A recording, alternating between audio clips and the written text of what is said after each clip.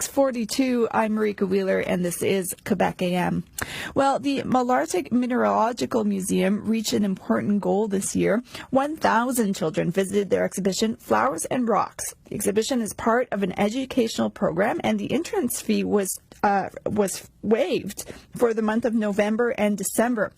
Groups of children from Malartic, but also other parts of the regions like Senneville, Picogan, and Rouyn-Noranda visited to learn about the link between minerals and plants. Maxime Bolduc works at the museum, and he joins me on the phone. Good morning. Good morning. So in just 2 months, more than 1,000 school children visited the museum. What was it like for you to have so many visitors in such a short period of time? That was a lot of work, actually, but it was very fun. The children was very happy to do the activities, so it was very fun to have them. What exactly is the exhibition? What do they learn? The exhibition of Flowers and Rocks is a big castle, actually, and in the castle we have some little rooms. There's a library, the princess room, and in each room, the kids have to do an activity, a game, to learn something about the link between the minerals and the vegetables.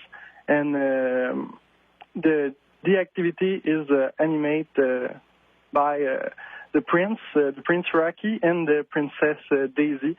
So we're dressed up like a prince and a princess to make the kids believe that it's a real castle and we're like a real prince and a real princess. I'm assuming you talk about fossils, but what else do you talk about? Yes, we talk about fossil. We talk about the fact that the flower and the tree, for example, need to take the minerals in the ground to grow. We also talk about what makes them close, but what makes them different. So, like, what's the difference between a vegetal that is something living and a mineral, a rock that isn't living? So we make the difference clear about that too. Okay. Now, it seems like a lot of children that I know have pockets full of rocks all the time, and their mothers will tell me that they find rocks all over the house. What interest is there from the children in learning about this? In learning about rocks? Yeah. Yes. In fact, it's something in the program, so they have to learn it in school.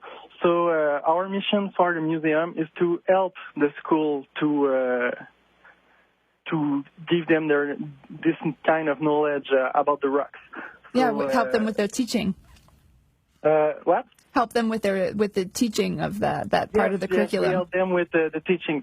So we do some activity here in the museum so they can learn it in the museum, and we also have some kits that we can borrow to school, borrow to teachers, so they have materials in class to help the children to learn about it.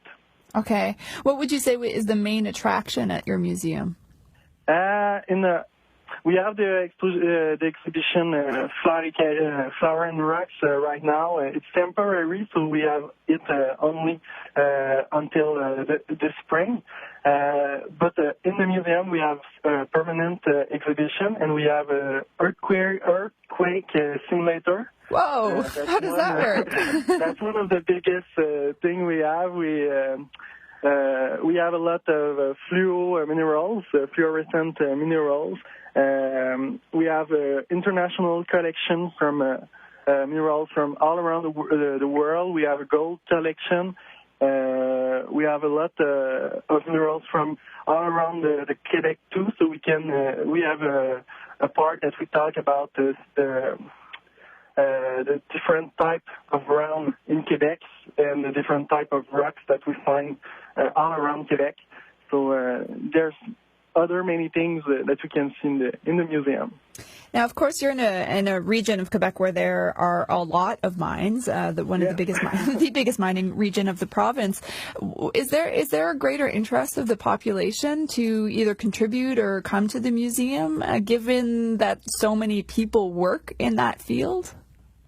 Yes, we have a lot of people from the region that came to the museum, but we have a lot of persons all around Quebec and in the world too that come to the museum, mostly on summer, and everybody is interested by this by the rocks in the museum. But it's sure that people that works in mine in the region, they like to take their family, take their friends, and make them visit the museum so they can see what they do in mines. We show them what's gold, what's silver, what's copper, so they can see what they go for looking on the ground. The field that they work in.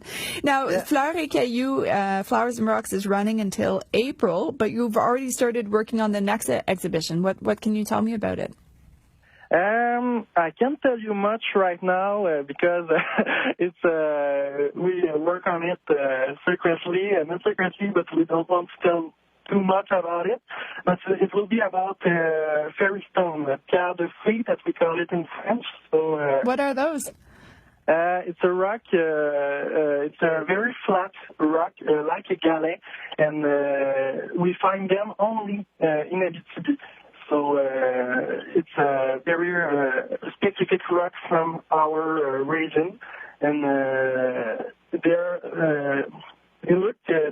in different shape actually. Some look like rabbit, like dog, like snowman.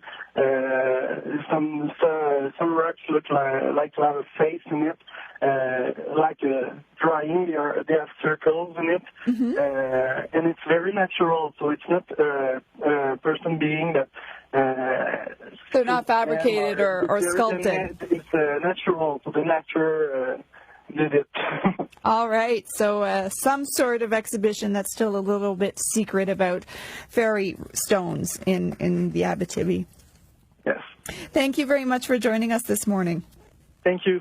Maxime Bolduc works at the Malartic Mineralogical Museum in Abitibi-Témiscamingue. The exhibition Flowers and Rocks, as I mentioned, runs until April of next year. It will be open during the holiday season, though, every day except for December 25th, which is tomorrow, and January 1st. Those days the museum's closed, so you can stop by. It is 6:50, and I'm Marika Wheeler sitting in